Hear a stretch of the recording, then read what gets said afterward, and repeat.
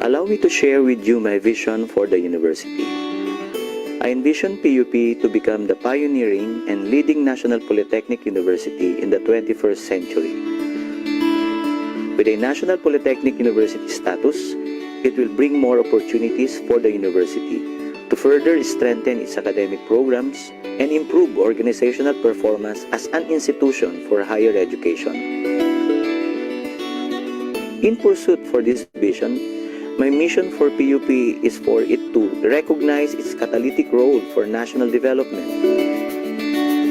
PUP will ensure inclusive and equitable quality education and promote lifelong learning opportunities through a re-engineered polytechnic education. By re-engineering, we look into the existing processes and programs in order to achieve higher quality of academic programs and services following the principles of effectiveness and efficiency. With this mission in mind, I have formulated 10 pillars as a reform agenda for the university. Pillar 1. Dynamic, transformational, and responsible leadership.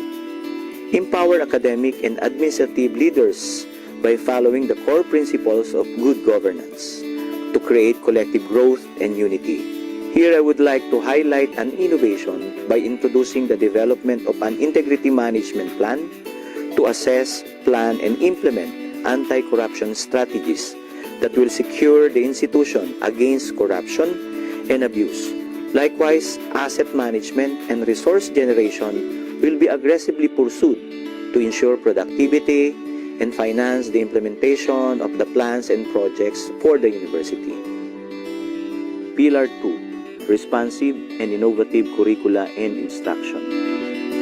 We aim to provide world-class polytechnic education that responds to national and global needs by developing intellectually challenging curricula and design academic programs that adequate and relevant competencies and skills and prepare them for a successful and rewarding careers. In a rapidly changing world, we recognize the paradigm shift in curriculum to outcome-based education with lifelong learning approach. Pillar 2 also sits on the framework of internationalization of Philippine higher education through transnational education by promoting academic mobility among faculty and students and global dimension into the curricula and teaching process. Pillar 3. Enabling and productive learning environment. Following education in Industry 4.0, we aim to increase and enhance the use of new technology to enable student learning and engagement, as well as advanced teaching process and methodology through new and state-of-the-art facilities that will support the overall learning and teaching experience in the university. Pillar 3 likewise includes campus development and the provision of conducive learning centers and facilities for students and faculty. Pillar 4. Holistic student development and engagement. We will empower students as well as rounded learners and active young leaders as we open opportunities for various academic mobility and venues for honing skills and personal development, being the principal stakeholder of the university. Recognize academic freedom as a form of self-expression and a platform to showcase students' intellect, skills, and creativity. Pillar 5. Empowered faculty members and employees. Likewise, we are looking into the holistic development of our faculty and employees as productive, competent, and experts in their respective fields. We will encourage our faculty roster through formal education, capacity building, research and extension initiatives, faculty immersion, and other academic engagements, both local and abroad. We will ensure that both our faculty and employees will have a vibrant career development path as public servants in this state university. Pillar 6. Vigorous research production and utilization. We will continue to strengthen the research culture in the university by promoting discovery and innovation through increasing disciplinary and collaborative research integration across academic disciplines to create new knowledge, utilize research findings, and develop innovative products. Pillar 7. Global academic standards and excellence. Achieve the highest levels of recognition in quality and compliance standards from CHED, AACUP, and other international accrediting and regulatory bodies for higher education. We will intensify our efforts to achieve and sustain better academic performance and continue to excel as a top-performing school in various professional licensure examinations and produce board top-notchers as well as sustain our status of being the most preferred graduates of employers. Likewise, we aim to establish and to be recognized as centers of development and excellence in our academic programs. Pillar 8. Synergistic, productive strategic networks and partnerships.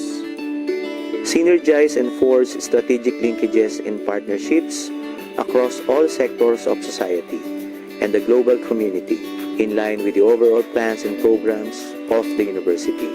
Establish alliance with the government, industry sector, NGOs, and the academe will lead to resource sharing, program support, and research collaborations beneficial for all.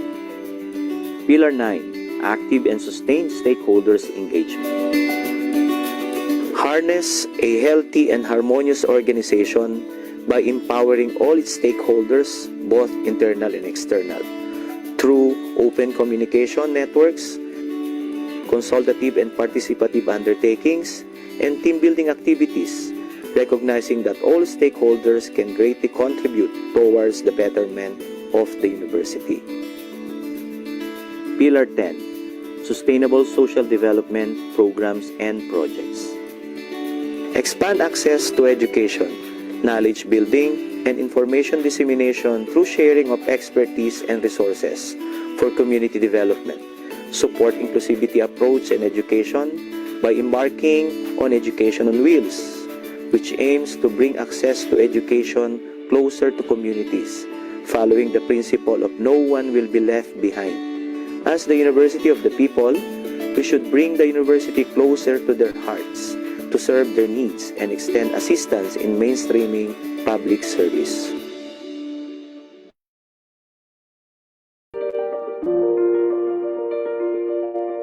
Our institution must continue to stand as one for the values that we have inculcated. For the past 115 years, we have exemplified our quest for truth, excellence, equity, relevance, effectiveness, integrity, and academic freedom. Lastly, I call upon each and everyone to join me in this journey. Together we stand as one para sa sintang paaralan para sa ating bayan.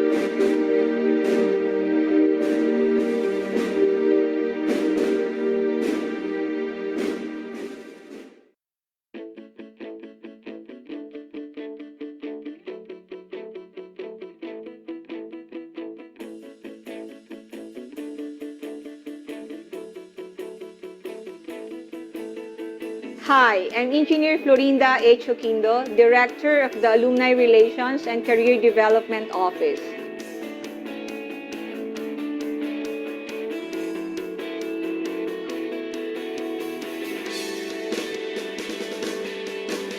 The role of our office is to provide connections among students and alumni. provides complete range of services to students, alumni, and employers in the area of career development, graduates and professional schools preparations, employee relations, and campus recruitment.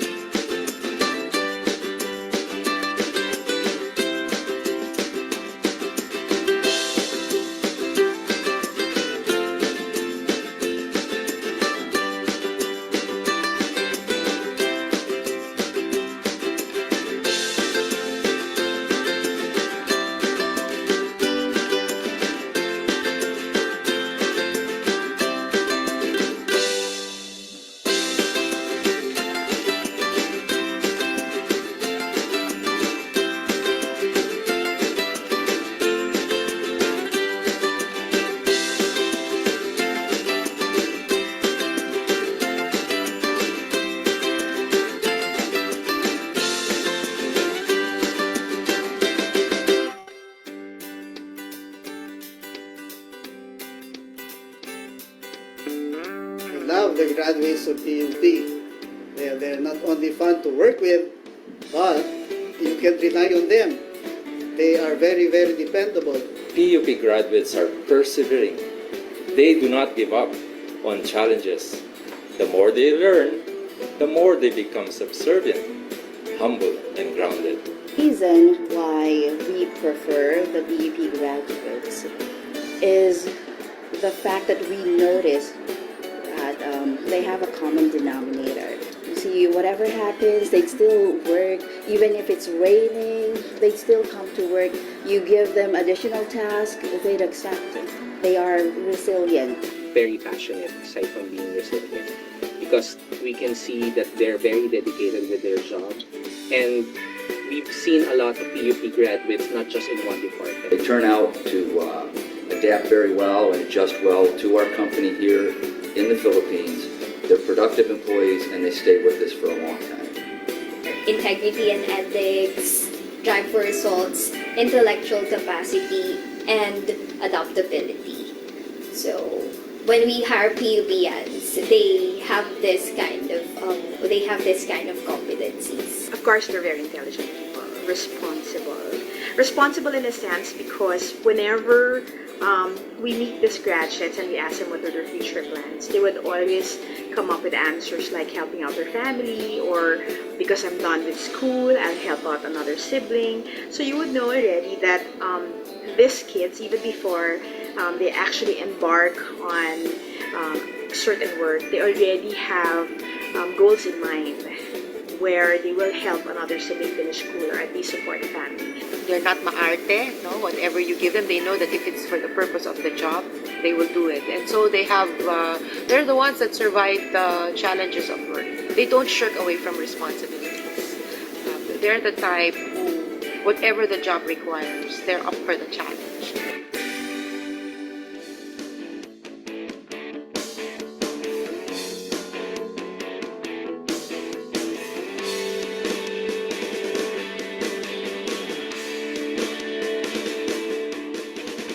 Please come and visit us. Our office is located at N209 North Wing, 2nd floor.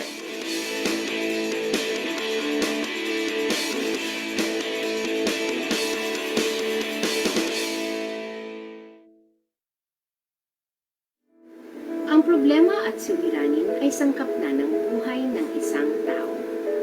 Rekadong nagpapaalat, nagpapatamis at nagpapaanghang sa araw-araw nating pakikibaka rito. Mga suliraning sumira na ng ilang pangarap, ngunit hindi ang pangarap ng isang PUPian. Ito ang buhay ng isang profesor na nangarap, nagsumikap at nagtagumpay sa napili ng larangan. Tunghayan natin ang buhay ni Professor Marlon Agoy-Agoy.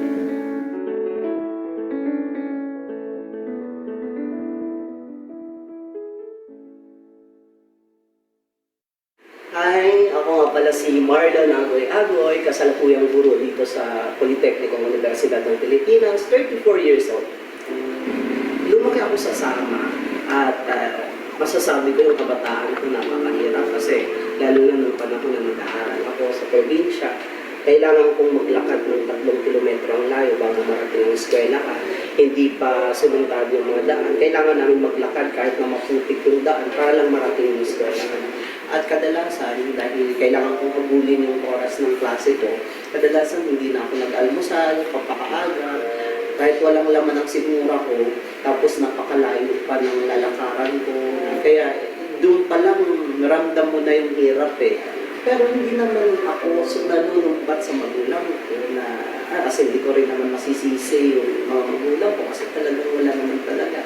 Ayoko na magpigain sila sa mga pangangailangan ko na hindi naman nila maibigay sa akin. Kasi nakikita ko rin naman ang hirap nila. Nung graduate ako ng high school, kinailangan ko na lumuwas ng Maynila.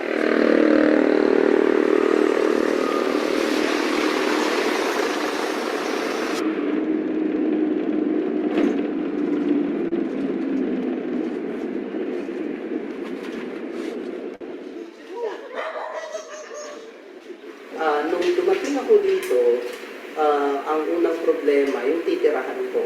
kasi wala nga dito yung mga magulang ko, nasa probinsya. So ang nangyari, nakitira ako sa tiyuhin ko, yung kapatid ng mother ko. Nung dumating ako dito, hindi kaagad ako nakapag-aral ng college. Kinailangan ko muna maghanap ng trabaho kasi ang nasa isip ko noon, mag-save muna para sa tertiary education ko. Kasi talagang ang bala ko makatapos ng pag-aaral. Kailangan ko muna magtrabaho sa factory, sa food chain. Kung familiar kayo sa burger machine na walang guard, 36 hours ako nakabantay, walang pumapalit sa akin kasi yung kapalit ko ay nagkasakit. Yung mga ganong instance, yung mag-repack ng mga chichirya sa mga factory, naging repacker ako, no? Napakamura. Parang that time, 17 years old lang ako.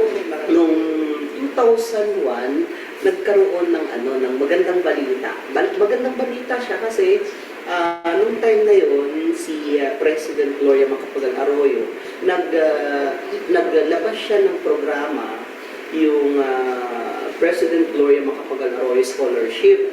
At itong scholarship na to, designed ito for less privileged students like me, yung mga hirap na hirap sa buhay, para ito sa mga talagang walang pampaaral. Kaya ang ginawa ng tito ko, dahil alam niyang desidido ako makatapos ginawa ng paraan ng tito ko na makapasok ako sa scholarship. Kasi ang sistema kasi noon, barangay LGU muna, contact nila, DSWD.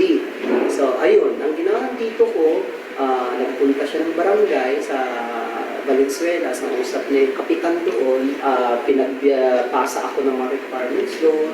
Tapos nung naipasa ko yung mga requirements, in-evaluate nila at eventually, nakapasa naman ako doon sa scholarship. Hanggang sa nung nandito naman ako, nasa college na, nag-aaral na ako dito, mismo sa PUP, hindi pa rin natapos doon yung struggle ko. Unang-una, dahil Bisaya ako, lahat ng mga tao nakasalamuha mo, pag naririnig nila yung accent ng Bisaya, matatawa sila. Threatening with piercing phones to kill. All that attempt with eye or The hand. fact na tumatawa sila sa accent ng Bisaya, sa accent ko bilang Bisaya, parang ramdam ko yung kahit paano, ramdam ko yung diskriminasyon ng lalo mga Tagalog. Uuwi ako ng bahay ay alas 9 na ng gabi, yung oras ng dismiss sa klase dito sa PUP. Pagdating ko ng bahay sa Valenzuela, di ba medyo may kalayuan rin ang Valenzuela hanggang Santa Mesa. Lalo na nung time na yun, hindi pa ganun kaayos yung NLEX. Kaya pagdating ko kung alas 9 ang tapos ng klase ko dito, dadating ako sa bahay mga 10:30 na o mga 11 na, gano'n. At pagdating ko ng bahay, ang haharapin ko doon, tambak-tambak na hugasan yun. Mga plato, kaldero, iiskisin ko pa yun, isa-isa yung kaldero. Kasi ang negosyo ng tito ko, mini career na, nagtitunda sila ng mga ulam, kung ano yung pagkain. Tapos, ang nangyayari kasi, dahil sila nang nakababad sa init ina-expect ko na yun na iba naman ang nakatoka doon sa maghuhugas.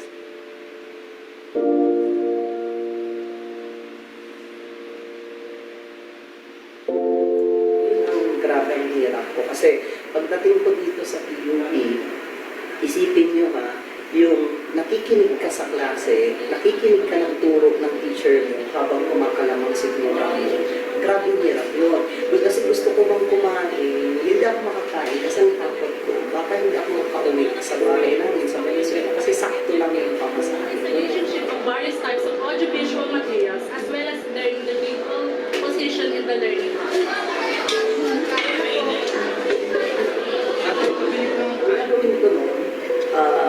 Bibili lang ako ng kanin kahit walang ulam. Hindi ba libre yung soup?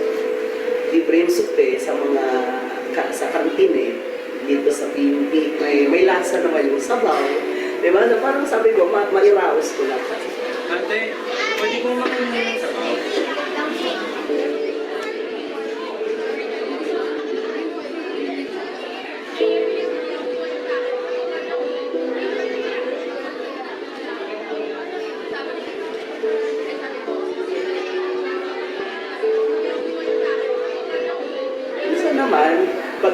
Kasi ayokong mamukhaan ng kantin eh. Pag gagawin ko, minsan, pupunta ako ng library, tutulog ko na lang yung room ko.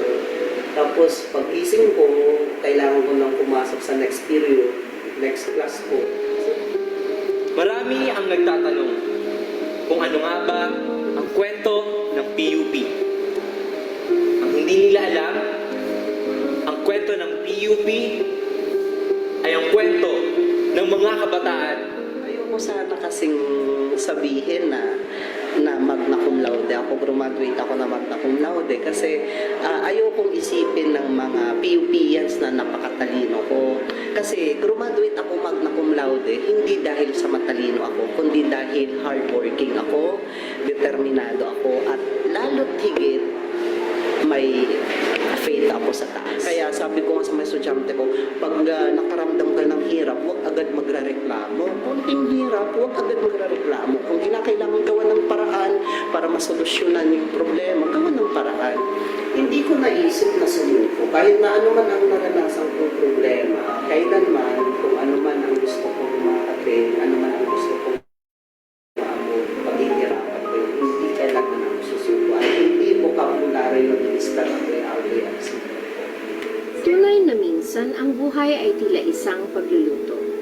Hindi dapat minamadali ang proseso nito. Dapat ay marahang inihahanda ang lahat dahil minsan, ang tiyaga at tamang paghihintay sa mga rekado nito ang siyang mas magbibigay ng masarap na lasa ng buhay. Mahirap at minsay nakapapagod, pero iba ang pakiramdam kapag lumabas na ang itinatagong lasa nito. Tampok ang mahirap ngunit matapang na pagkibaka sa buhay. Ang kwento ni Professor Marlon Agoy-Agoy.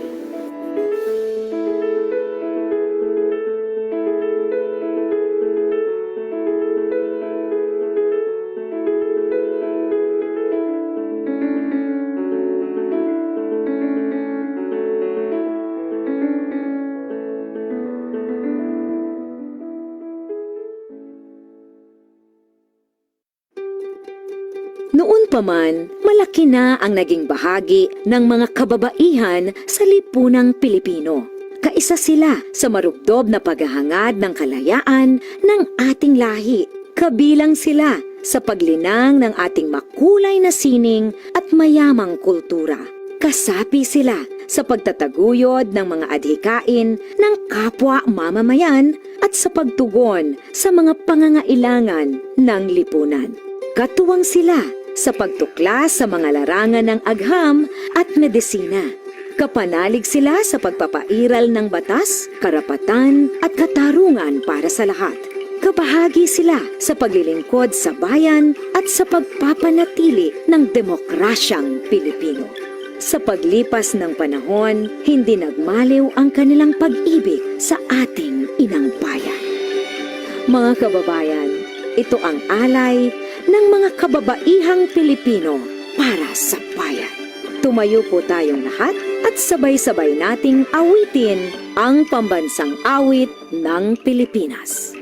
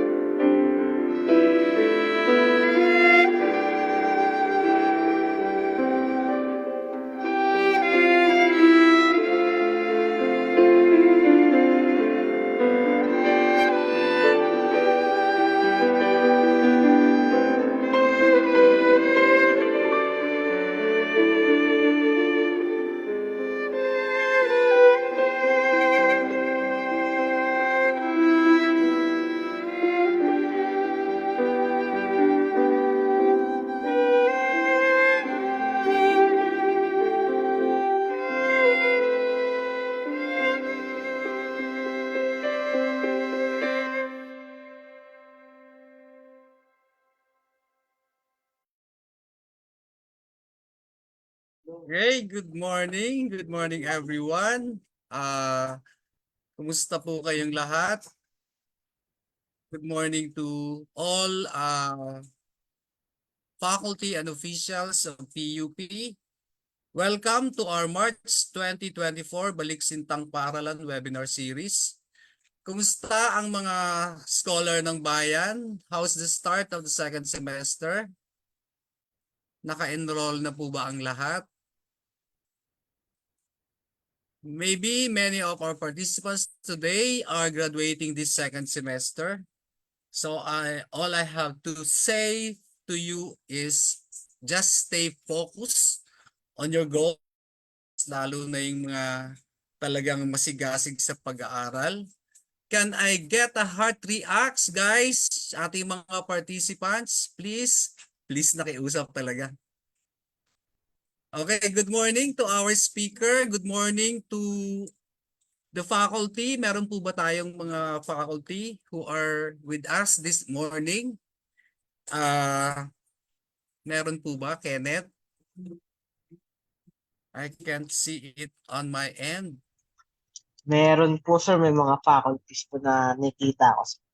Okay, good morning po sa lahat ng mga faculty who who are supporting this event this morning.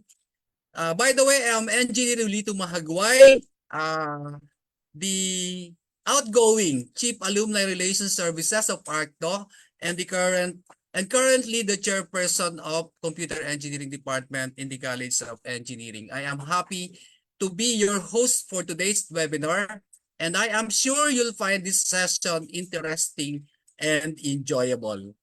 So if you have any questions or concerns about this webinar, feel free to send me a private message via Zoom chat or through the FB page. We are live sa Facebook page po. And the primary objectives of the Alumni Talk Series, Balik Sintang Paaralan Alumni Webinar Series, is to inspire the students in sharing their inspiring stories of success, grit, and determination, so that they will be motivated. So that they will be motivated to continue being the best PUPian in the workplace or anywhere in the world. Next is for mentorship, to encourage graduates of different programs to actively participate and volunteer in our community events and offer mentorship, career advice, and guidance to students exploring their academic and professional paths. Next is for networking, broaden the network of our community locally and globally, sustain these lifelong connections, and facilitate networking opportunities for students and alumni. And of course, knowledge sharing to promote the exchange of ideas and knowledge between alumni and academic community and create a dynamic alumni relationship that will stimulate interest, build loyalty, and increase engagement with the university.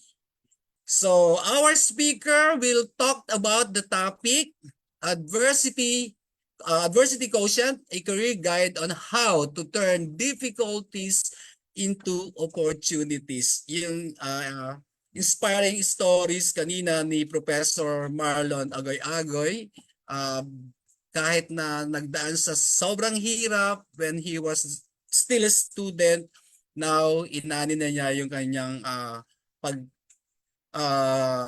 do you call that? Pagpupunyagi at pagsisikap. So before we start, I'm going to go through some reminders rather, to ensure the smooth flow of our program. May I ask assistance from our tech team? Kenneth, kindly share it on our screen. Okay. So for virtual house rules, number 1, please note that your microphones and cameras are automatically turned off as you enter the Zoom. Number 2, if you have questions for our speaker, please maximize the use of Zoom chat. which can be found rather at the bottom section of screen and comment section for our participants in the FB Live. Number 3, make your question concise and direct. Number 4. Next slide, Kenneth. By joining this activity, you agree to participate in a recorded webinar that will be posted on related platforms such as website, social media pages, etc. Please provide your name and the college or organizations you are affiliated with for proper identification. For example, PUPCE 1 de la Cruz. And the digital certificate will be released 2 to 3 weeks after the conduct of this webinar. Number 7. Lastly, kindly visit the PUP Alumni Facebook page, the YouTube channel, and PUP Arc.tv. And don't forget to like and share the live stream video so that other students and alumni can also learn and be inspired by the talk of our speaker. Thank you. So to start this morning's program, this morning's webinar, let us all listen to our University President, Dr. Manuel M. Muhi, for his opening remarks.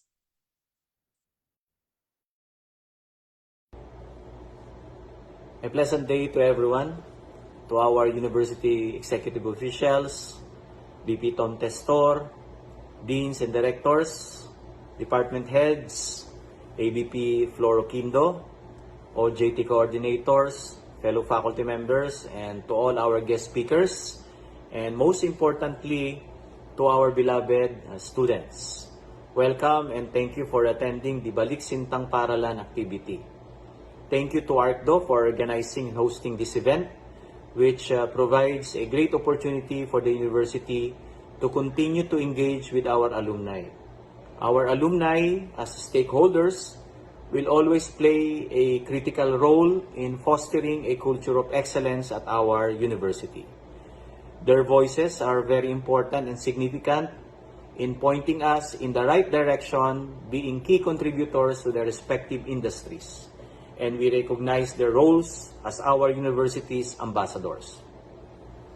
I believe that our alumni are always eager to give back to their alma mater, and this webinar series provides an excellent opportunity for them to do so. Thank you to all of our alumni guest speakers for taking the time to mentor your fellow scholar ng bayan. Your many stories of tribulations and triumphs will undoubtedly inspire our students who want to follow in your footsteps and use education to achieve success. Your presence here today sends a message of hope to all PUPians that despite many limitations, it is possible to rise and that success is within reach with hard work, determination, discipline, and drive. To all of our student participants, may you be inspired and learn from our guest speakers who have already walked the path you're about to take. Listen to the valuable lessons they are about to share, ask questions, and take advantage of this opportunity to gain an understanding of the topics they will be discussing. Always remember that the first step toward achieving one's goals is to learn from others, followed by the courage to apply what you have learned in your own life. The future belongs to those who believe in the beauty of their dreams. Eleanor Roosevelt once said, kaya huwag kayong matakot mangarap sapagkat kung mayroon kayong courage at saka determination and you keep on trying, I am sure na makakamit ninyo ang mga magagandang pangarap. Kagaya ng ating mga matatagumpay na alumni na magbabahagi ng kanilang mga karanasan bilang scholar ng bayan. May you, like our successful alumni, finally find the path you want to take and believe that you can be the best at it. And may you never forget the words of our PUP hymn, gagamitin ang karunungan mula sa iyo para sa bayan. Maraming salamat po sa inyong lahat. Mabuhay ang Sintang Paralan at pagpalain po tayo ng Panginoong May Kapal. Okay, thank you po. Thank you so much, President Muhi, for your welcome remarks. I think everything is set now and we are ready to continue this talk. So allow me everyone to introduce our speaker. Our resource speaker is a Master of Science in Industrial Engineering and Management student, a graduate of Bachelor of Science in Clinical Psychology with earned 36 units in Master in Clinical Psychology at the Polytechnic University of the Philippines and PUP Graduate School. With more than 15 years of practice in human resources in manufacturing, construction, engineering consultancy, advertising, retail, agriculture, garments, business process outsourcing, food and beverages industries. Well-versed in ISO 9001-2015, handled ISO 9001-2000, ISO 9001-2008 transition program, internal quality auditor course for QMS 9001-2015, auditing management system course ISO 19011 2018, OHSMS 45,001 2018, EMS 14,001 2015, risk management ISO 31,000 we have ISO 56,002 2019 innovation management system. He is a Green Belt Six Sigma trainee of B-Shape Philippines Incorporated. He handled various projects such as productivity program, quality circles, ISO transition, cost reduction, process improvement, and job evaluation, among others. Ang haba nito, sir.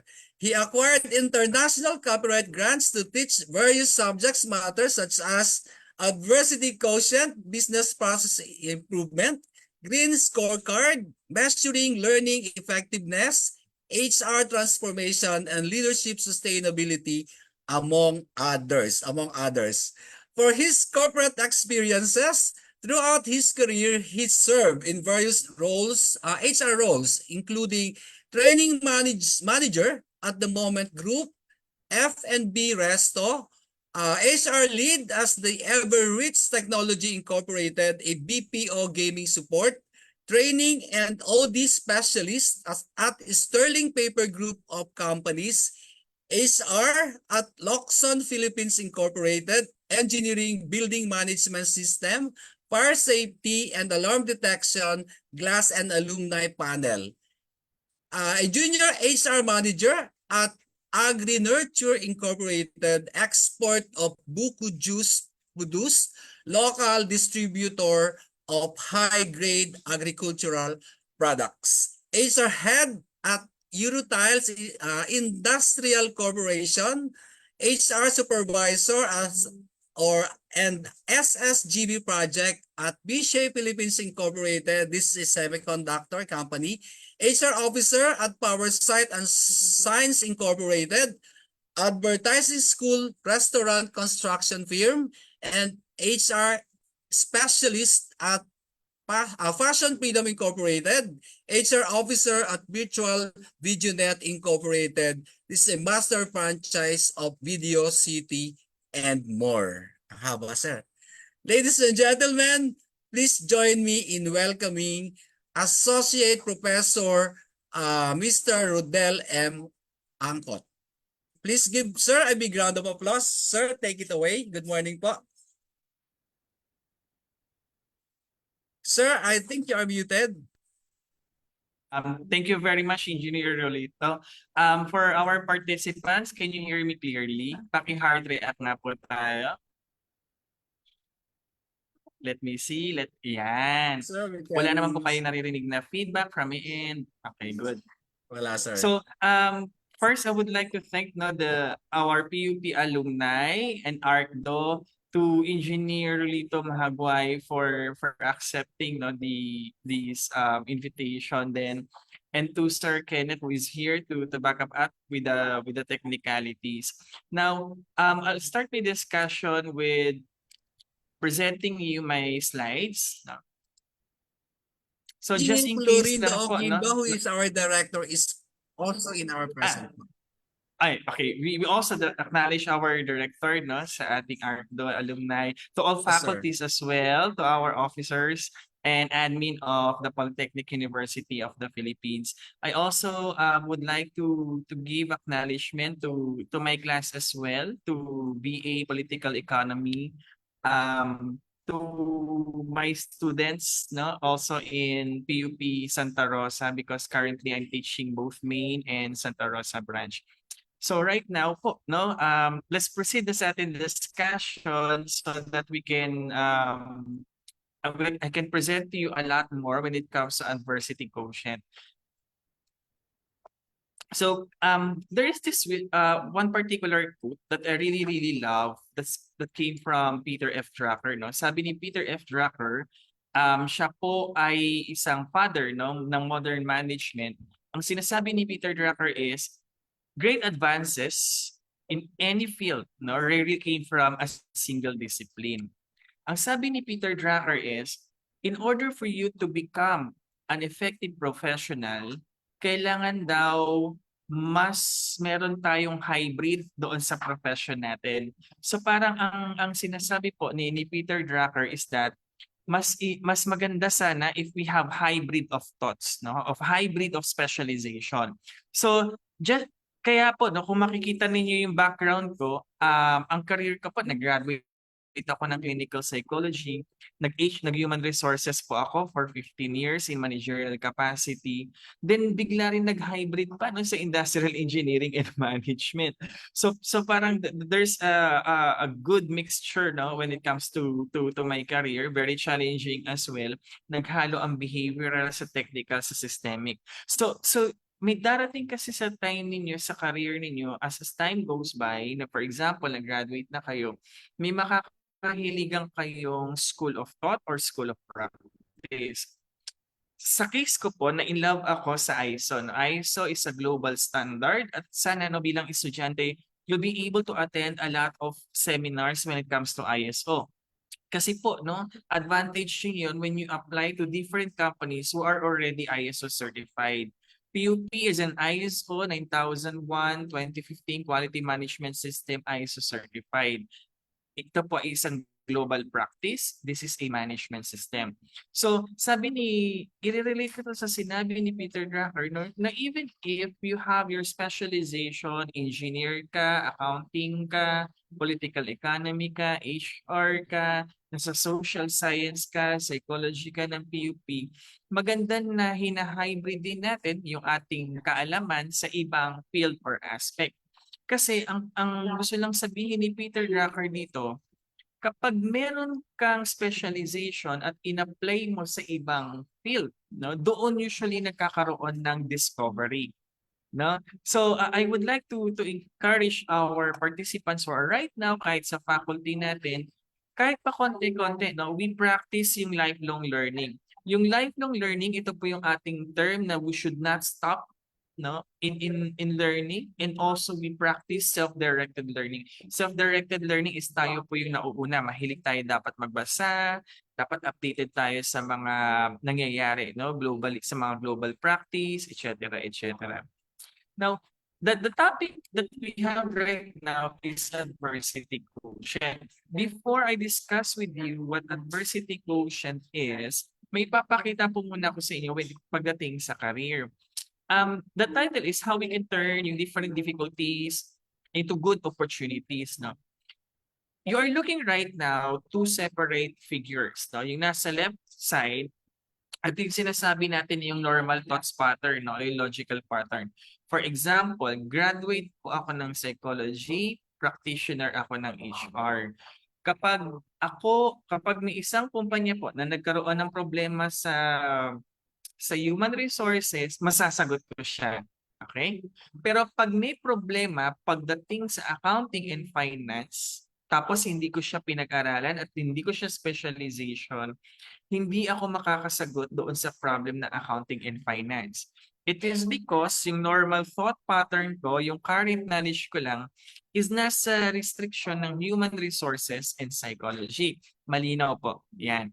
Yun yung mental processing natin. Kung ano ang alam mo, yun lang yung pwede nating mama-contribute. Now, para daw maging successful, i-incline ko to doon sa sinabi ni Peter Drucker, mas maganda daw yung nasa right side. No, aside from having a normal pattern sa ating current knowledge, mas maganda daw na we provoke it if we have a lot of knowledge, no, yung hybrid of thoughts, which is true.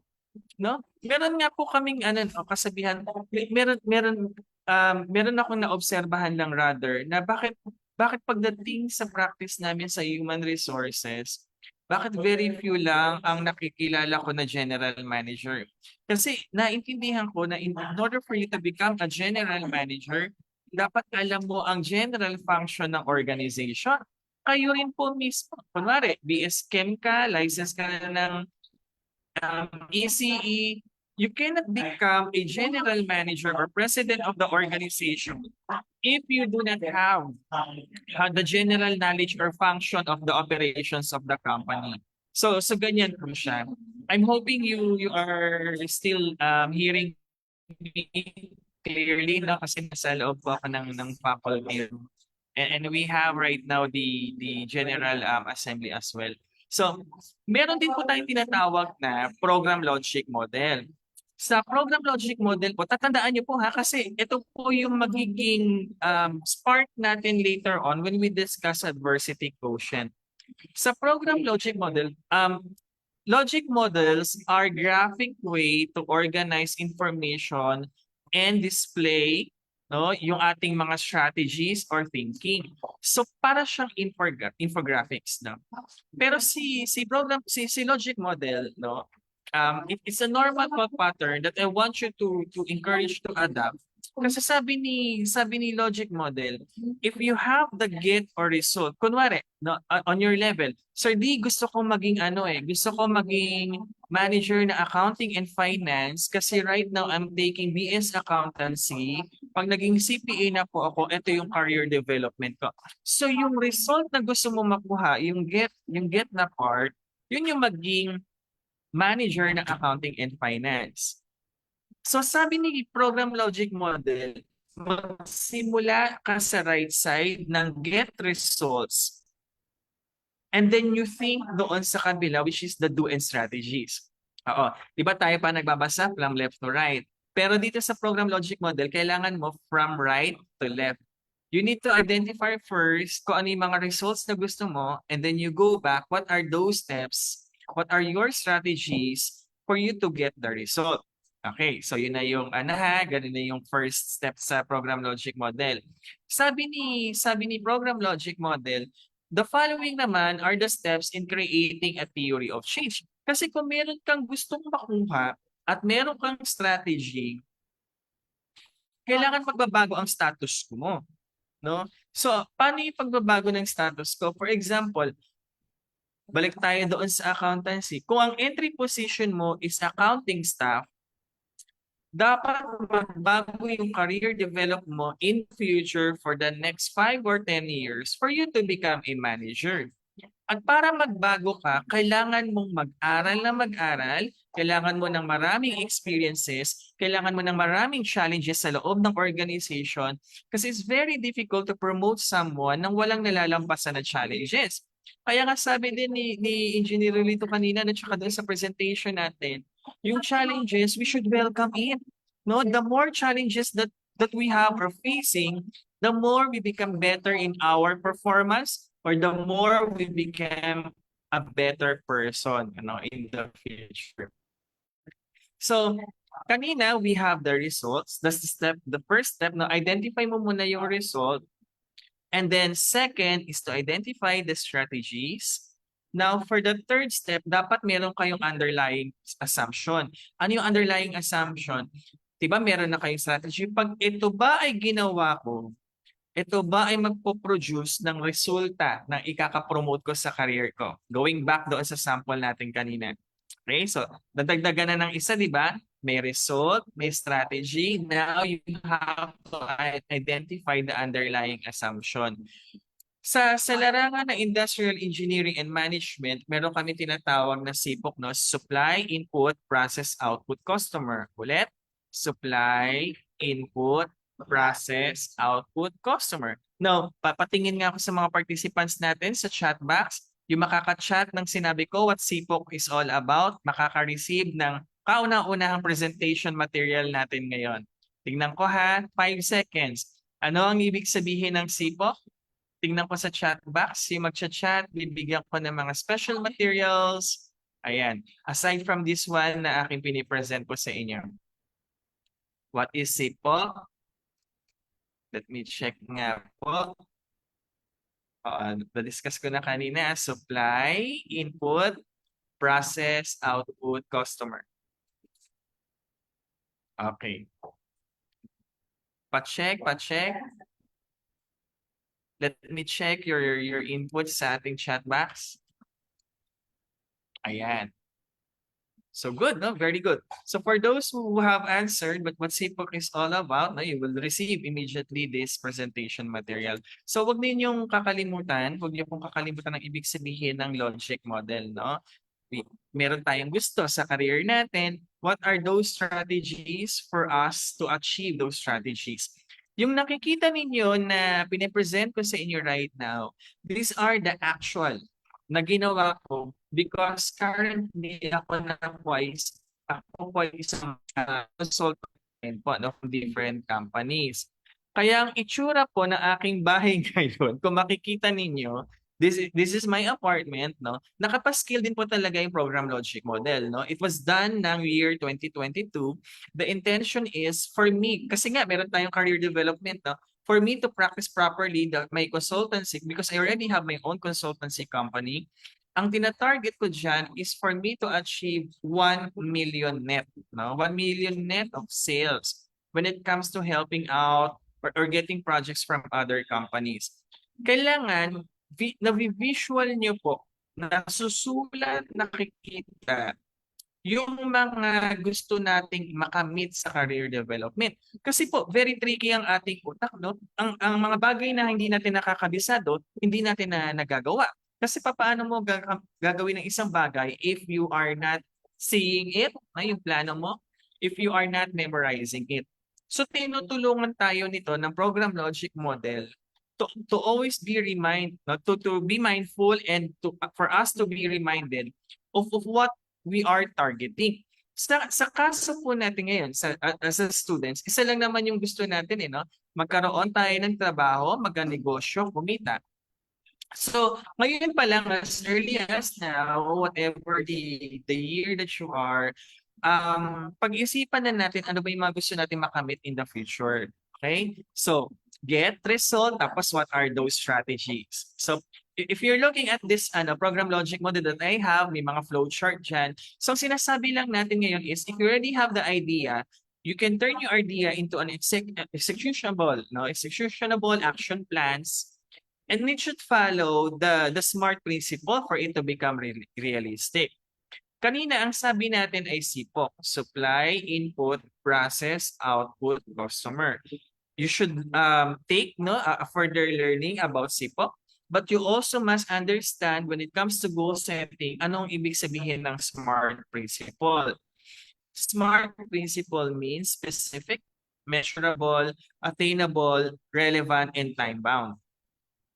Again, as specific, measurable, attainable, relevant, and time-bound. So this SMART principle will really help you to create a very good output or when it comes to goal setting para malinaw pong lahat. For example, Sir D, ang gusto ko po kasi maging manager lang muna sa mga succeeding years pagka-graduate ko po.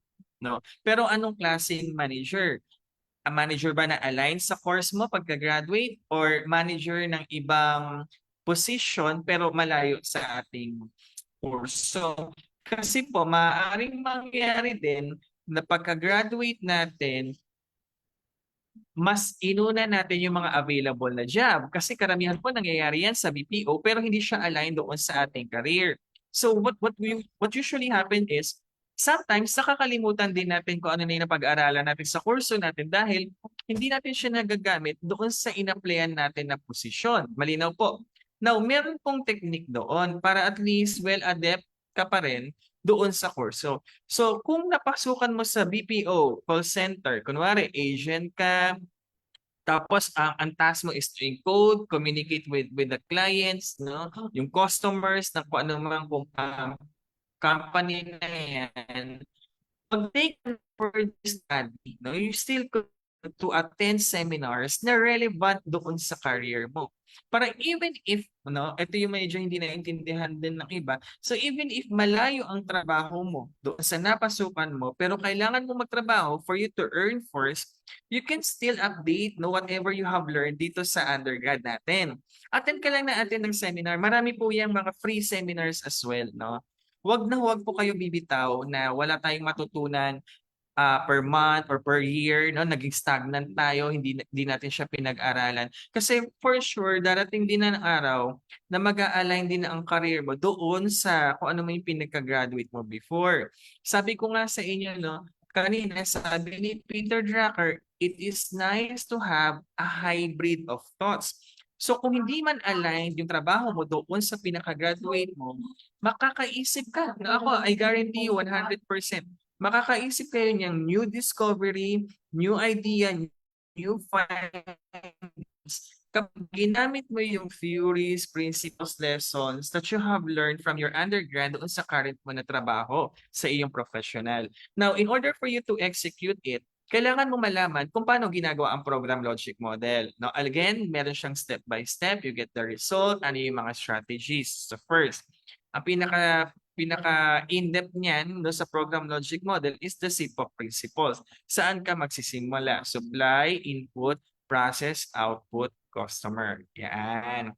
So, meron din tayong tinatawag na thought-provoking tips. So, if you want to Sir Ding, nalilito daw po ako no, may mga questions sa akin before sa aking mga students. Parang hindi ko daw nakikita kung paano ko i-apply yung aking kurso sa gusto ko na maging trabaho. Gusto niya iba yung work, pero kailangan niya din tutukan na makagraduate siya, no, itong 4th year. So may challenge to you is magkaroon kayo ng thought-provoking tips. So take time, huwag niyo madaliin. Oo. Kasi alam niyo po, no, ang tao, habang tumatagal, nagbabago din po yan ng mga gusto. So take time, take 5 minutes to think on on how to be creative in your focus area.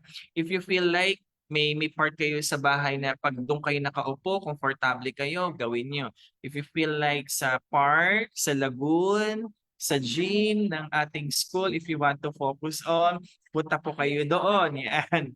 So, it could be a loud area kasi minsan iba-iba yung references ng tao eh. Minsan mas gusto nila may loud pero nakakapag-concentrate. Yung ibang tao naman ang preferences gusto tahimik, mas nakakapag-concentrate, okay? So yung second step for you to be in the right place and in the right time is spend time observing or be someone in someone's shoes. So yung number 2, this pertains to empathy. Ano kaya yung gagawin ko kapag nandun naman ako sa sitwasyon ng iba or iba naman yung sitwasyon natin? You also challenge the boundaries in which the change can be developed. You provide the solution, kagaya ng ginawa natin kanina, no? Result, tapos strategies. You follow the SMART principle, okay? So yun po yung thought-provoking tips. Meron po akong favorite na term which is Kaizen sa Japanese management system as well or thinking, which means change for the good or change for the better. So sa Kaizen is a continual improvement. No, maganda po yan. We adapt that to ourselves. But going back sa thought-provoking tips, pag tayo po ay nag-isip ng idea of what we would become in the future, isipin nyo muna yung creative thinking, which is this will give new results and ideas and possibilities. Yung logical thinking means concern how you can make your new idea work. And then meron din po tayong tinatawag din talaga na logical thinking. Yung logical negative thinking, it focuses on finding problems in the new idea. Minsan po kasi na meron tayong idea, akala natin yun ang solusyon, yung pala nanganganak din pala ng another problem. At yung nanganak na problema niya could also help that person turn that problem into new opportunities. Anong ibig kong sabihin dito? Diba marami pong nag-lockdown Nag-lockdown tayo ng March 2020, marami po ang nawalan ng trabaho. Tayo po, nahirapan din tayo magkaroon ng adjustments sa school. Yung mga trabahador nahirapan gumamit ng mga Zoom, no? Pero mabilis tayong naka-adapt paano gamitin ang Zoom or yung mga online application. So yung negativity ng pandemic that we have in lockdown, nagkaroon tayo ng positive results when it comes to technology adaptation. Malinaw po ba? Kasi kung hindi nangyari yung pandemic, baka until now, nahihirapan pa rin tayo maka-adapt sa technology. Kumbaga napilitan po tayo. Bakit ko sinasabi to? Kasi po, matagal na po talagang merong dapat long distance learning, matagal na rin po dapat merong work from home prior pandemic. Kasi pinapractice na po yan ng mga malalaking kumpanya, mga advanced company. Ngayon, yung iba na nahirapan mag-adapt before, napilitan ngayon, and then nakita pala nila, it's workable naman pala itong nangyayari. Nakita niyo po yung sitwasyon. Kasi darating din po kayo sa time na pagka-graduate ninyo, meron na kayong trabaho na akala nyo gusto nyo, after 10 years, masasabi mo, ay, mas better pala na maging graphic designer ako kahit na before gustong-gusto ko ang accountancy. Diba? So, nagpunta ka doon sa creative part na before is on the logical or more on sa mathematical side. It could happen. No? So the question is, ano ngayon ang gagawin natin? Okay? In order for you to do that, if you want to shift into a different career, you use the program logic model. Ayan. Okay, sige. No? Get result. That's what are the strategies. Ang advice ko lang po sa ating mga students right now, whenever you apply to different companies, huwag rin po kayo send lang ng resume. Okay? Yung resume po natin should also be aligned kung anong industry ang ina-applyan natin. Okay? And also during the interview, kailangan nyo pong itanong what are the context of the organization. Yung context of the organization follows the global practice of ISO 9001:2015. You should be asking how you can help the organization that you will be in. Ang tingin dapat kasi natin, kung tayo ay mag-a-apply sa ibang organization, huwag natin tingnan ang sarili natin as applicant. No, isipin mo, empleyado ka na, no? Magkaroon ka ng positive mindset. You welcome the positivity na you are already hired. Ngayon, isipin mo lang na you will be interviewed para yung interviewer malalaman niya ano yung value mo sa loob ng organization. Hindi mo malalaman ang value mo sa organization if hindi mo alam itong context of the organization. These are my personal 6 questions in order for you to understand what is the nature of the organization that you are applying for. Ang ginagamit ko po dito ay organization kasi baka gusto nyo naman pumasok sa government, hindi naman company, hindi naman private. Or gusto nyo pumasok sa NGO, or gusto mo magnegosyo, no? So, you need to understand yung mga terms na to, yung 6 questions na to para makita mo yung profile or yung personality ng organization. Number 1 is ano ba ang industry share? Pagsabi sa industry share is either you are a leader or you are a follower. Sige nga, pakilagay nga sa chat box, no? Pag narinig nyo ang toothpaste, yan. Toothpaste, anong brand ang pumapasok sa isip ninyo? Pakilagay sa chat box. Pag narinig ninyo ang toothpaste, anong brand? O, ayan si Sir Kenneth, no? Socialan, Sensodyne. Sobrang expensive na. Ayan. O, yan. Colgate, Happy. Yan. Happy is Pinoy na Pinoy by Lamoyan Corporation. Idol na idol ko pong Lamoyan dahil they are hiring PWD. PWD. So nakita niyo tingnan niyo yung results sa chat box. Karamihan is Colgate. So the tendency is kapag may kailangan ka ng toothpaste na sa grocery ka, dahil Colgate ang nasa isip mo, Colgate ang dadamputin mo. Yun po ang sinasabi ko sa business industry share. So sa simpleng survey lang na to, ang leader sa business industry share. The next level na lang yung ibang mga brands. Kailangan ninyo pong malaman yan kasi kung leader na pala, yung papasukan yung trabaho sa industry niya, ano pa ang mako-contribute mo? No? Kung hindi pa pala siya leader at siya ay follower pa lang, dalawa lang kasi yan, it's either leader or follower ka sa industry share.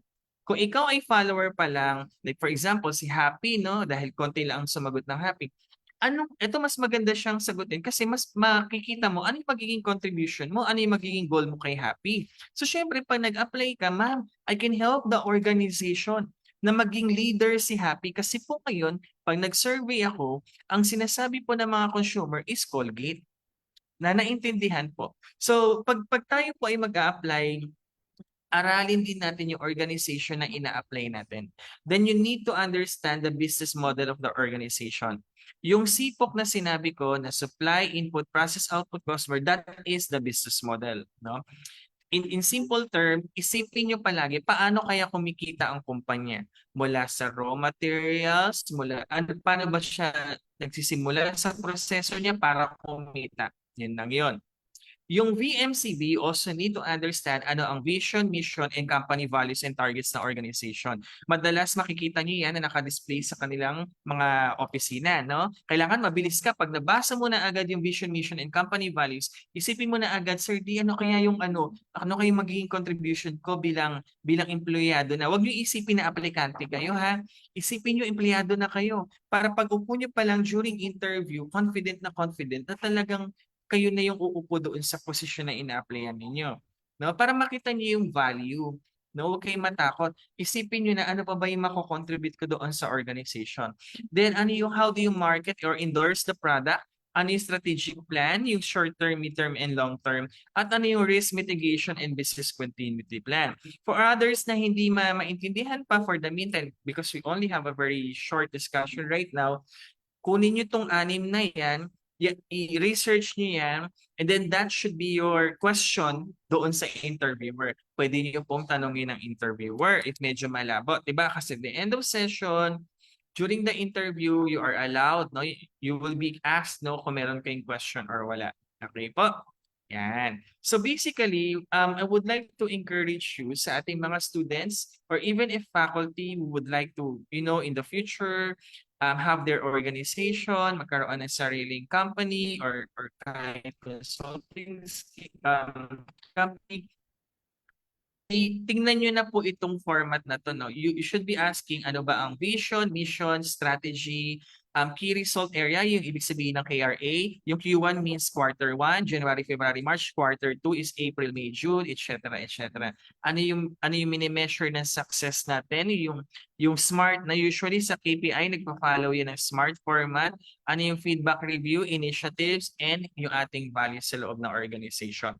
Now, this is the first half, no, of how you can turn difficulties sa career, no? We're only talking muna sa career ninyo, ha. Tingnan niyo muna yung part na to and then we hold it for a while. Kasi pupunta muna tayo sa behavioral side which is the adversity quotient, no? Yung dinidiscuss ko sa inyo is on the business side. Yun yung mga technicalities. So we set it apart muna, no, para dahan-dahan maintindihan natin na punta tayo sa behavioral side. Sa adversity quotient, I really admire Dr. Paul Stoltz, no, who really initiated AQ, no. Sir, ano ba yung AQ? Yung AQ ang magkokompleto sa triage, no, ng ating mindset and work ethic. Iba meron tayong tinatawag na intellectual quotient, meron tayong tinatawag na emotion quotient. Now, sa adversity quotient, siya yung mag-complete of the triad. Si adversity quotient kasi, by the way, kaya ka pala pinapakita ito na nagbigay si Dr. Paul Stoltz sa akin way back year 2012. Binigyan niya ako ng permission to teach adversity quotient. Kaya some of the discussions sa adversity quotient natin, how to difficulties and opportunities, okay na okay yan, highly supported niya po iyan. Okay?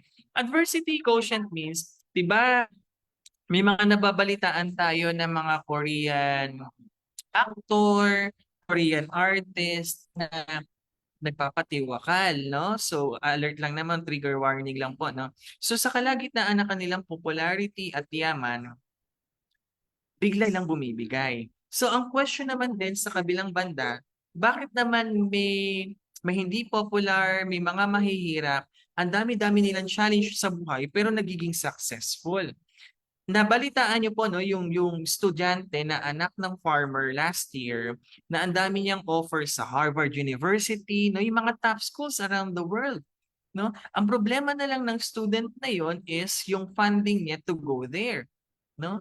At natuloy po iyon. Pero paano nangyari yun, no? Anak siya ng farmer pero hindi siya nag-give up. Du- Dito po papasok ang AQ or yung adversity quotient. Adversity quotient discusses about why people break and why people break the records, no? Kasi pwede ka masira sa buhay mo pag medyo hindi maganda yung ating resulta, yung level of adversity quotient. So sinasabi din ni adversity quotient na without adversity, no, yung resilience natin, yung pag-bounce back, no, may problema, hindi ako susuko, no? I will still continue kagaya ng story natin kanina, no? Napaka very aspiring and inspiring, no? Sana magaya din natin na we welcome those challenges. So sabi, without adversity, we can never unleash our greatness. So you can search for Dr. Paul Stolz, and for those students who are here na naghahanap ng research, very supportive ang company ni Dr. Paul Stolz. Marami na siyang local publication sa kanyang website kasi Dr. Paul Stolz is very generous when it comes to copyright material. Yan. So, sabi sa adversity quotient, this measures daw yung ability for us to cope up and deal with adverse circumstances. So, meron pong 4 component ang AQ. AQ is about how you respond sa life, no? Paano kayo rumisponde, the way how you think, no? Sinasabi natin na kapag meron kang challenges, andyan na yan, it's up to you how you will react to the challenges or situation. Number 2, how to gauge measures on how to respond. May assessment po ito. Kaya po yan yung number 2, yung measurement. Yung assessment is like a question, no? These are survey question and then may computation for you to understand saang level ka na adversity quotient. There are only 3 levels sa adversity quotient: low, medium, and high. So yung number 3, from everyday hassles to the big advertisement in life. And number 4, yung science theory and approach to becoming measurably more resilient. So yun po yung triangle na sinasabi ko sa inyo: EQ, IQ, and EQ. Now, these are the components as you can see, no? Ano ba yung composition ng AQ, EQ, IQ, and AQ? Pero may common denominator lang kasi sila, no? Which is problem solving. Kailangan po magaling tayo sa problem solving. Kasi po, na-realize ko, no, in order for us to avoid depression or to become more resilient sa ating day-to-day life or profession, kailangan magaling po tayo sa adversity quotient. Permission to close my video para po maganda yung bandwidth ng aking signal, no? Again, my sincere apology po sa ating mga students right now and participants. No, pinipredict po ngayon ni AQ yung iyong performance in the future, yung motivation, empowerment, persistence, resistance, physical health, emotional health, response to change, happiness, etc., etc. Yan po yung mga pinipredict ni AQ, kaya napakagandang gamitin. So, si AQ will really affect your positive work attitude in the future. Ano ba ibig sabihin ng work attitude? Work attitude is your decision. Ano ba ang pananaw mo sa isang sitwasyon, bagay, tao, or pangyayari? No? I'll give you an example, no, sa mental attitude natin or disposition. I have 4 formula here. 1 plus 1 is equals to 2, 2 plus 5 is equals to 7, 3 plus 4 is equals to 8, 9 plus 1 is equals to 10. Pakilagay sa chat box, ano ang kauna-unahang napapansin po natin? Ano ang kauna-unahang napapansin natin sa nakikita nyo ngayon? Pakilagay po sa chat box.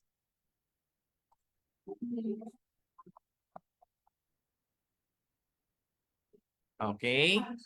May napansin na ba? So you are seeing right now, merong formula dyan. Ano ang kauna-unahan ninyong napansin? Very good. Majority yan, panigurado, baka yung iba lang hindi makasagot. Ang unang-unang napapansin natin ay yung 3 plus 4 is equals to 8 ay mali. The right answer is 7. So ganun po, no? Ganun po. Sa ating mga adults, no, the very first thing na talagang nakikita natin ay mali.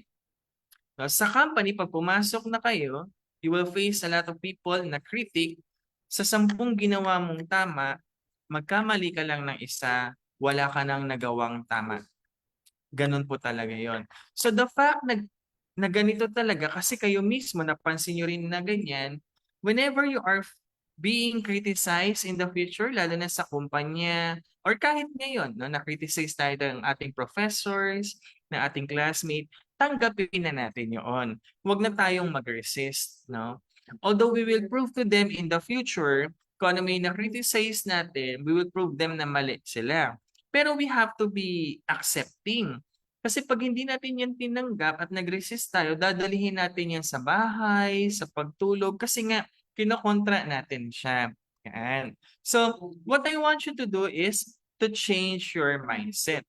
Even if I will criticize you, you always look at the positive side. Sasabihin ninyo, ito si Prof. D, no? Mali-mali yung napapansin sa akin, pero okay lang kasi baka hindi niya alam yung siyam na magagandang bagay na nagawa ko for this SEM.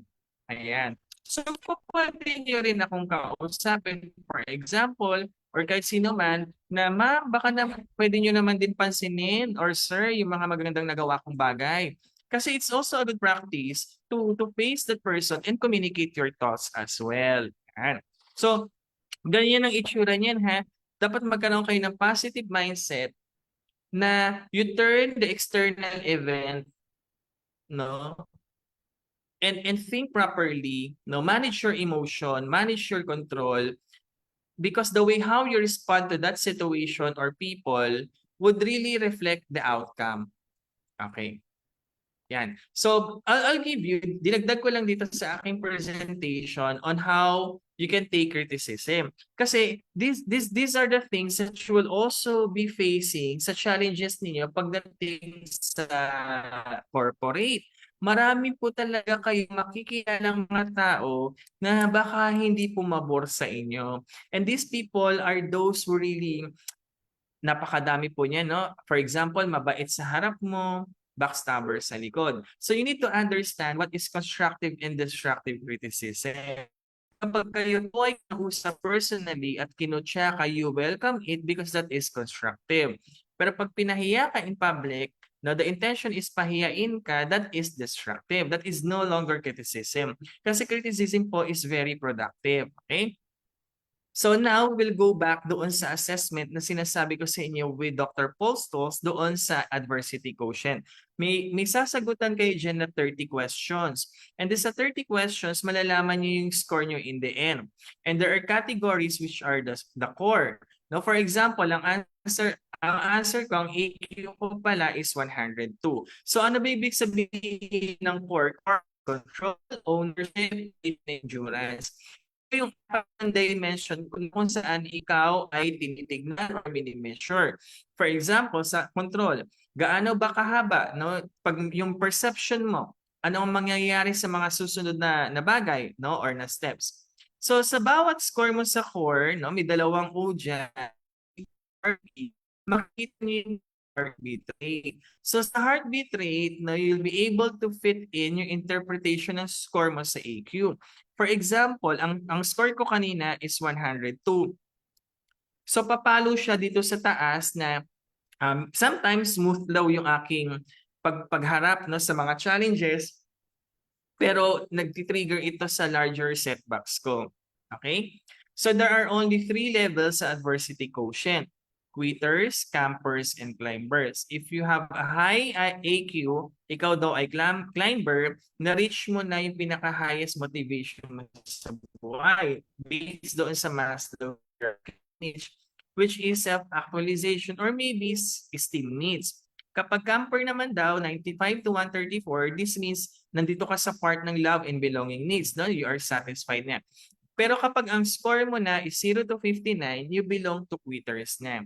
Now, once you identify your EQ, mag-undergo ka ng programa ng adversity quotient, which is the lead. Listen, establish accountability, analyze, and do it. Para din po yung program logic model na diniscuss ko kanina. Meron kang gusto sa career mo, ano yung get result, ano yung strategy. Pero sabi dito, kung nalaman mo na ano ang result mo sa adversity quotient, you listen to yourself. You listen to the result. Kasi wag natin siya i-resist because tayo rin ang sumagot doon sa examination, assessment. Kagaya ko dati, ang naging result ko is yung sa long term, meron po kasing long version yan, no? Yung long version. Yung long version is nandun ako sa quitter na rate. Yung pinakita ko sa inyo, yung shortened version, no? Yung hindi full version. So nandun ako sa camper. Pero yung in reality, yung full AQ profile ko po is sa quitter. So hindi ko siya matanggap, no? So hangga't hindi mo tinatanggap yung result, you will not be able to improve, no, or to provide program for you to turn your difficulties into opportunities. Yan, malinaw po. So kung ano man ang result mo dito sa adversity quotient, you listen to the result, maging accountable ka sa sarili mo. For example, bakit ba ako mahilig bumigay? So, ang sabi pala, para hindi ako bumigay agad-agad at makapag-provide ako ng solusyon, umattend ako ng mga training program about problem solving, etc., etc. And then after that, no, may mga part din ng adversity quotient na may mga interpretation for control. For example, ang result ko sa control, diba CORE yan, is 13 points lang. Ibig sabihin, mababa ang aking AQ when it comes to control, no? Meron ding yan. So these are the examples, no? The specifics of lead is here, no? I will send you the materials. You don't have to worry. I-attach natin yan. Sisend natin sa Ardo, no? These specifications, no, you just read on it, no, para malaman niyo paano yung program na ginagawa for the lead ng adversity quotient. So add-ons ko lang ito para makita niyo gaano kahaba ginagawa ang lead, no, yung intervention niya. And there are also some questions that you have to ask yourself once you have undergo the adversity quotient assessment. Okay? Always remember yung performance level natin sa trabaho or kahit sa studies natin. Yung formula nito, yung performance components natin, the more we practice, yun yung frequency, the more we practice kung ano yung alam natin, minultiply natin sa skills natin and motivation, dyan mapipredict ko ano yung performance level natin. Now, this figure came from Mihaly Csikszentmihalyi, yung author ng The Psychology of Optimal Experience. So kung makikita nyo sa left sides, may challenges na low, may challenges na high. Kung makikita nyo sa right side, may skills na low and may skills na high. Na-experience ninyo ang anxiety if the challenges is too high, pero yung skills mo is low. I'll give you an example. Nagsabay-sabay. Meron kayong 6 subjects, this sem. Nagsabay-sabay na ikaw ang kauna-unahang magre-report. Group reporting, presentation sa 6 subjects na yon. Ang problema, mahina tayo sa Canva, mahina tayo sa PowerPoint. So the challenge is high. No, yung load natin sa studies is too high. No, yun yung challenges. Ngayon, kung dahil maliit lang ang skills natin sa computer and design, mahina tayo sa PowerPoint, mahina tayo sa Canva, mahina tayo sa Word, mahina tayo mag-present orally, no, verbatim sa harap, mahihain tayo, we would really experience anxiety. Ang sabi ni Mihaly Csikszentmihalyi, dapat nandyan lang tayo sa color pink na yan, yung flow. The more na tumataas ang challenges, the more na dapat ina-upskill natin ang ating sarili. Sir D, how do we upskill ourselves? You learn. Kaya nga sinasabi ko kanina pang umpisa pa, yung continual learning or yung lifelong learning na sinasabi natin na natututunan ng lahat ang bagay. Even nga Zoom dati, di ba? Sabi ko sa inyo, napilitan ang lahat gumamit ng Zoom or ng Google Meet pa. Okay? Nangyayari naman ang boredom kapag ang skills mo is super taas, but the challenges is very low. Yan. So minsan naboboard din tayo, di ba? Ang dali naman itong subject na to.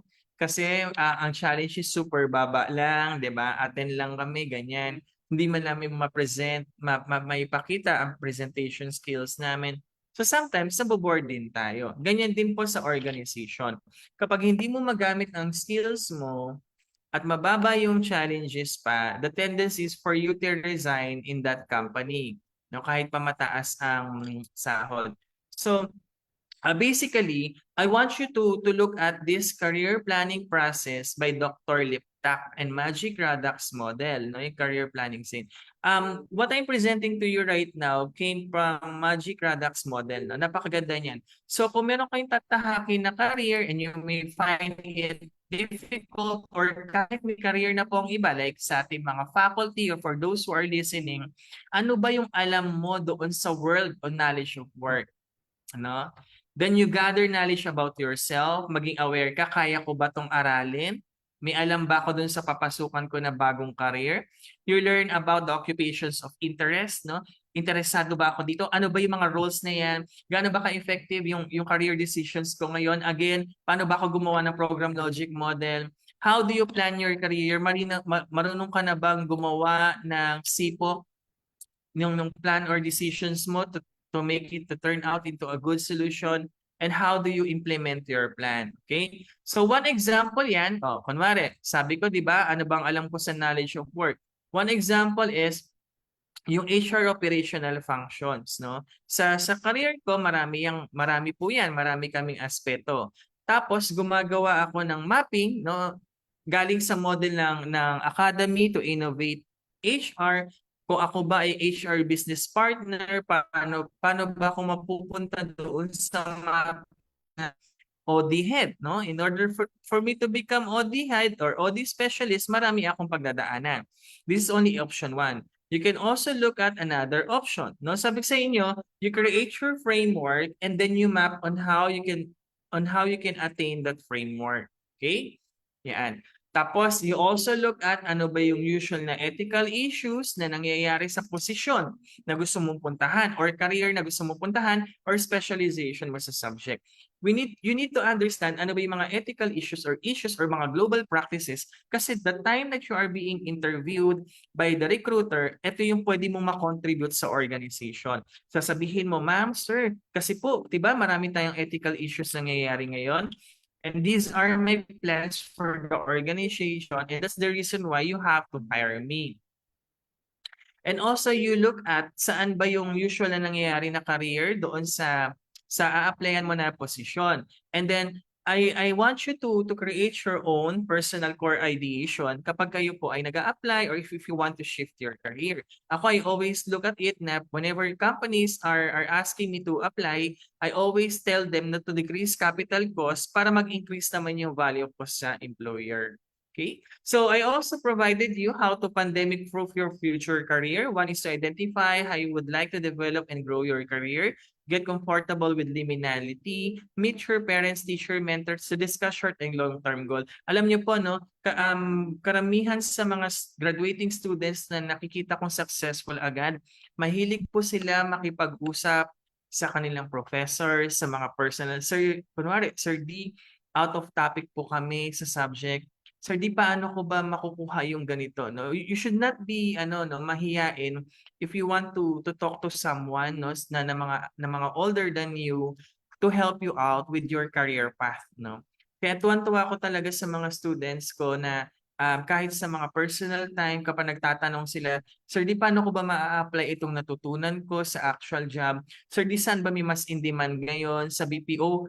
Mataas ang sahod pero gusto kong i-follow yung path ko kaso maliit ang sahod dito sa kurso ko. Ano po kayang mas maganda, Sir D? So masarap makipag-usap no sa inyong mga mentor.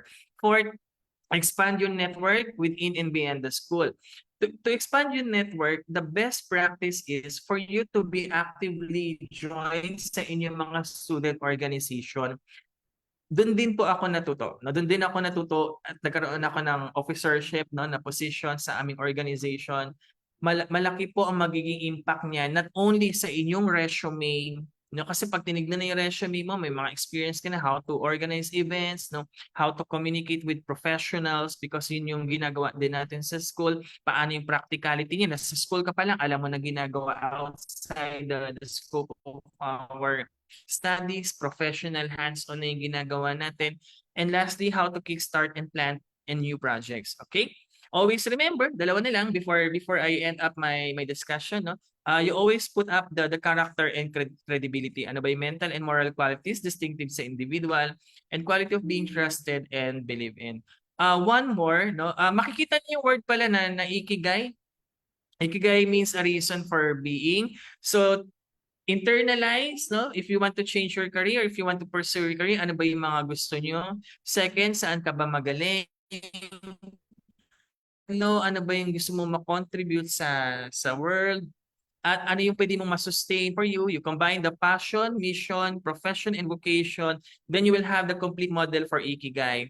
Now, Ikigai is a Japanese term for reason for living. Ito yung purpose natin. This model will become your motivation, fulfillment, no, whatever kind of career that you would like to focus on. Okay? So, basically, these are the things that I undergo before. I collect a lot of books. I have my personal collections of books. I keep on making sure na I'm always equipped, no, with the information and data. Again, sabi ko sa inyo kanina, no, sa thought-provoking tips, the more you know something, kahit hindi align sa profession mo, the more that you're able to contribute, no, to the organization kapag nagkaroon po ng problema. And also to always remind yourself, ito minsan nakakalimutan natin, ano-ano ba yung mga naging accomplishment natin before. Kahit sa simpleng certificate lang yan. Kahit sa simpleng certificate, you collect it, you record it. Kasi po, darating din kayo sa time na you will feel down and frustrated sa inyong mga career in the future. And to fight that difficulty and turn that into opportunity, kailangan maging positive muna yung ating emotion. It's very difficult to create solutions or new ideas if we are emotionally affected. And for you to boost your morale, you take a picture of what you have done before para ma-remind tayo how successful we are. And please take note of this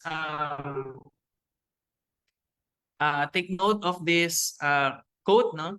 What you are right now is God's gift to you, and what you do with yourself is your gift to God.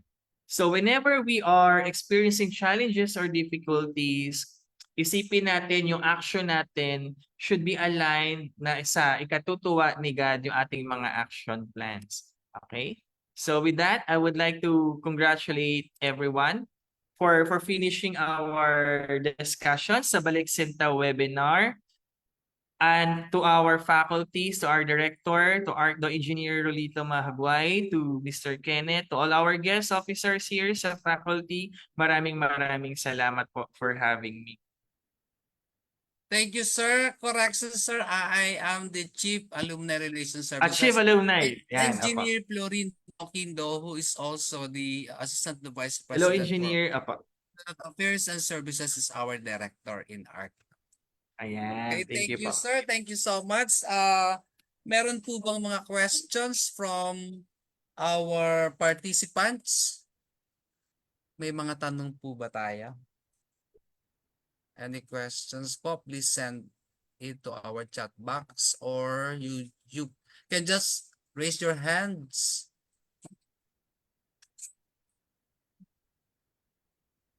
Kenneth, kindly check if there are questions in our chat box. Oh, thank you daw, Sir D. Angkot. Thank you. Thank you, everyone. Wait, sir. Ini-scan ko po yung comment section sa Facebook.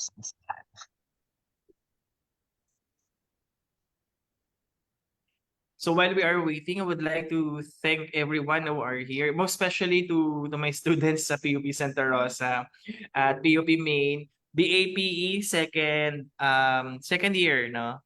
To all the first year students sa HR and Training and Development naman sa PUP Santa Rosa branch. May exam. Sabi mo pala, sir, branches ng PUP. Then you are also teaching in graduate school, sir? No, sir. Sa undergrad lang po. Undergrad lang pa. Okay pa.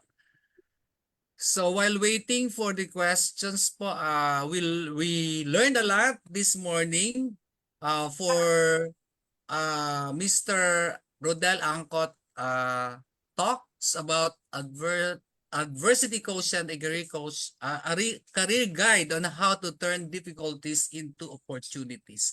So meron kaming napansin dun sa aming banner, yung one na supposedly ay on. Sorry po. Medyo talagang pag ikaw yung gumagawa is nagkakaroon ng error, kailangan ipatingin sa ibang tao. So, adversity quotient, a career guide on how to turn difficulties into opportunities. It's likely to, ito yung aking mga food for thoughts na nakuha from Sir, to provide guidance and strategies for individuals in navigating challenges and setbacks in their careers, di ba? Minsan kailangan nating pag-isipan lahat. It may focus on developing yung ating pagiging resilience, problem-solving skills, and always putting positive mindset. Yes, sir, di ba? Apo.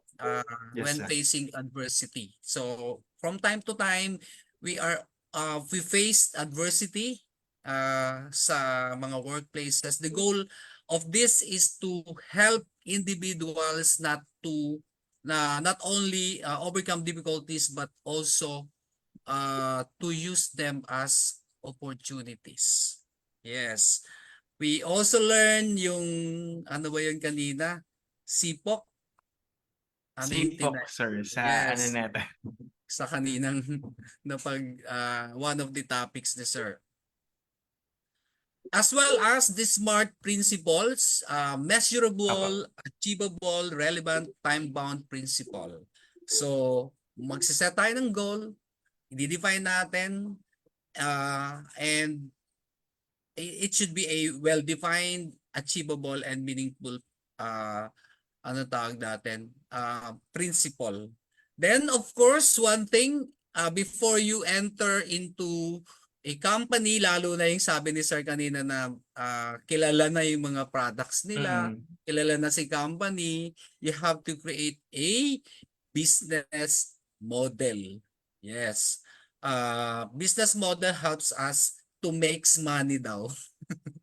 And of course, yung work attitude. Yes, work attitude refers to the way an individual approaches their jobs and overall outlook that they have towards their work.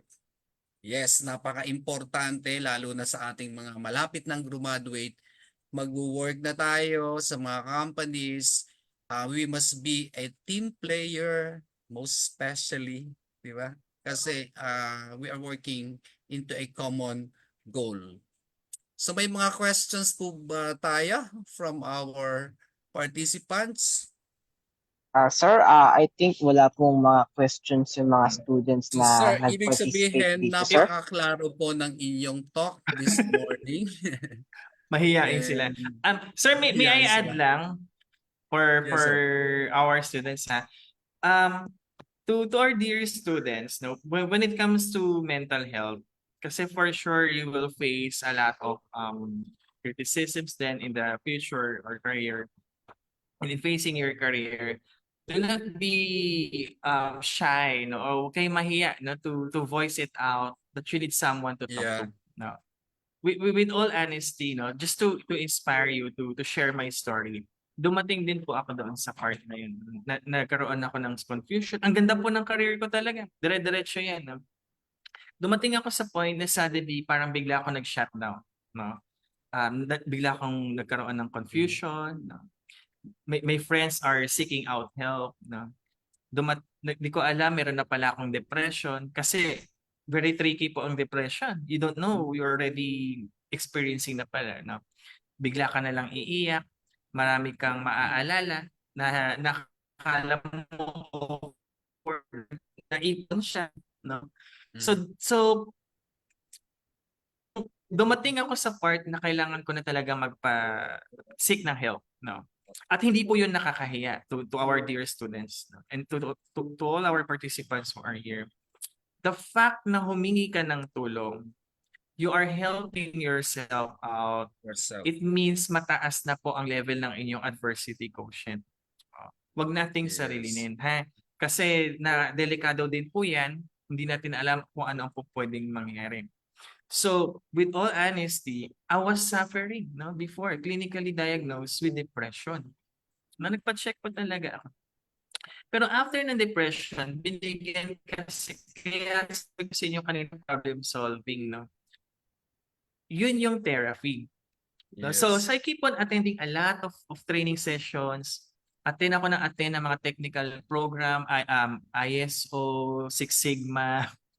And then in return, hindi ko napapansin, nakaka-receive ako ng mga professional titles na out of it. No? Tapos yun, marami na rin akong nakuha. No? Until such time, nakatayo ako ng sarili kong consultancy firm. No? That is adversity quotient. No, bouncing back. No, you experience a problem, you turn that problem into a good opportunity. Ayan. So wag po kayo mahihiya.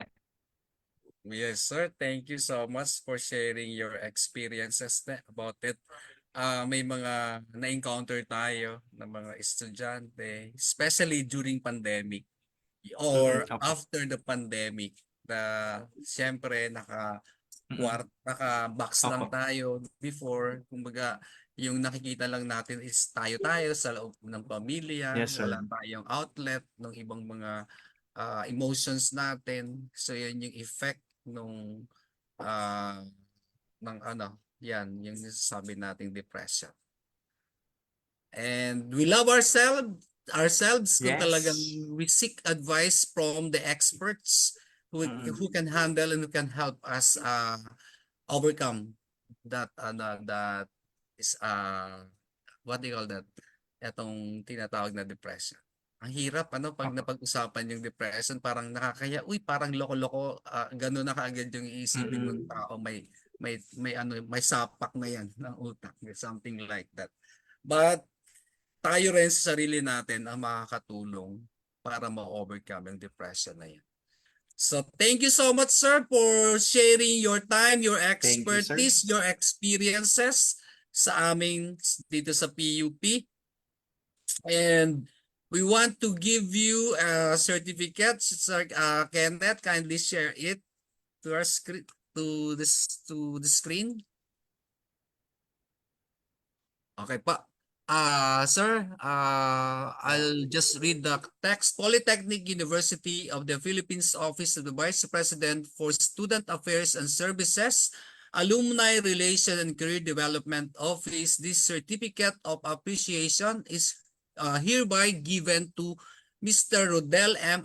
Angkot, Associate Professorial Lecturer, PUP Santa Mesa, HR and OD Project Consultant and Volunteer, in grateful acknowledgement of his engagement and insightful academic contribution as resource speaker. Pwede ba siyang palaki-lakihan, Kenneth?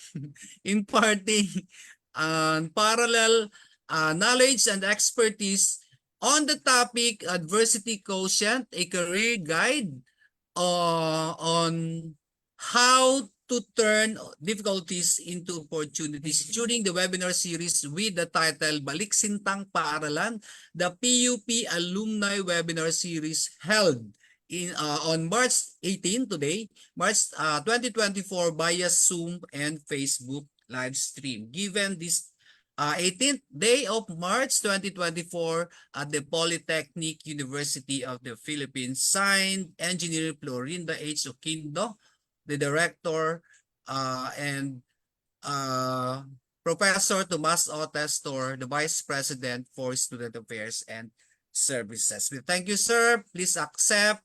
Thank you very much, sir. Virtually, I'll send it to you via email po. Maraming salamat po ulit, sir. Maraming salamat po, sir. Sana hindi po kayo magsawa na mag-share sa mga susunod po nating mga Baliksintang Paaralan webinar series. Okay po, at this junction po, may we call on the Director of Alumni Relation and Career Development Office, Engineer Florinda H. Oquindo, for her closing remarks. Ma'am Flor.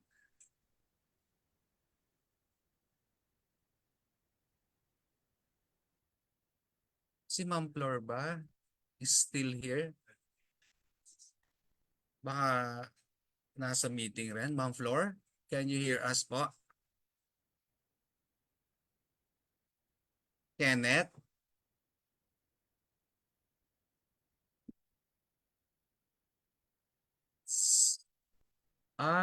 Busy. Okay, so thank you, sir.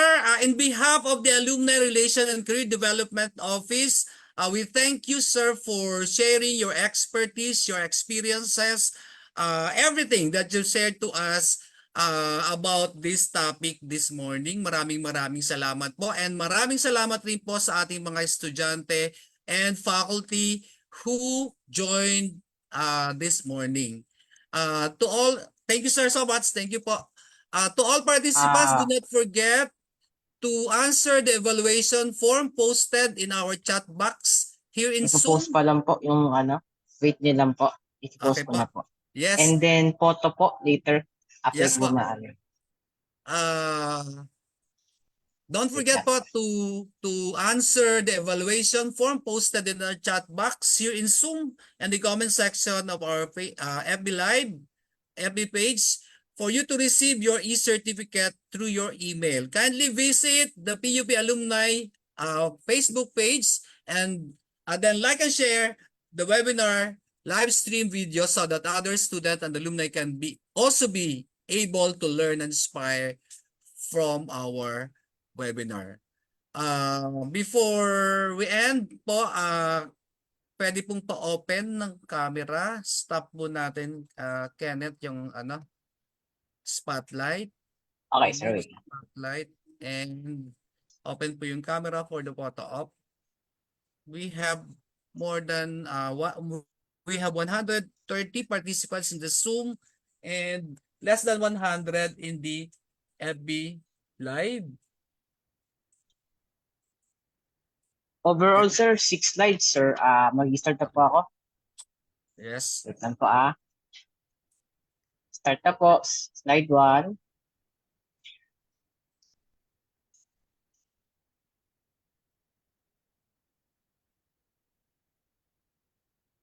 Just Slide keep on 2. smiling.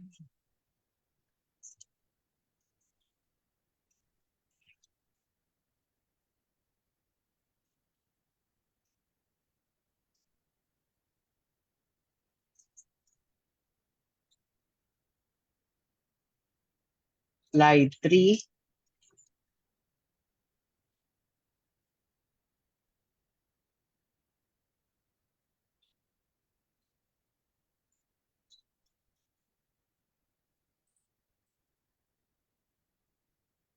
Slide 4.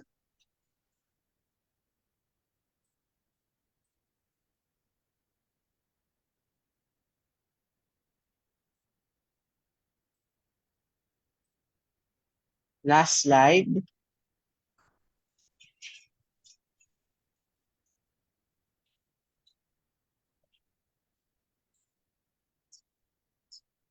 Okay po, done na po yung Thank you, Kenneth. Ladies and gentlemen, that concludes our morning session. Thank you all for taking the time from your busy schedule to join us this morning. It's been a pleasure to host this event, and I hope you were inspired by the talk of Mr. D.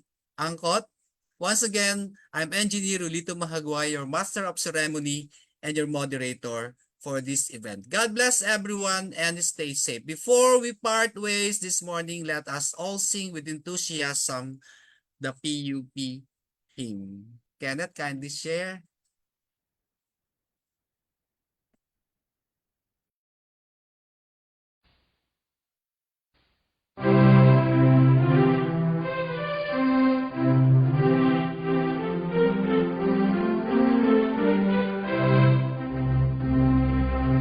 Ang mahalagang tanggap ka ng bayan.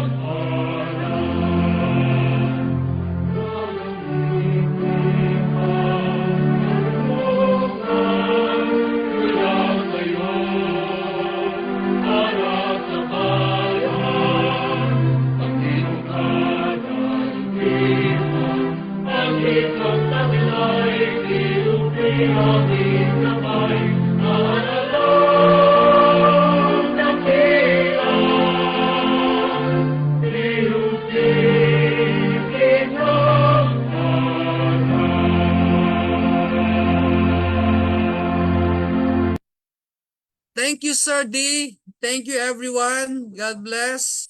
Stay safe. Bye.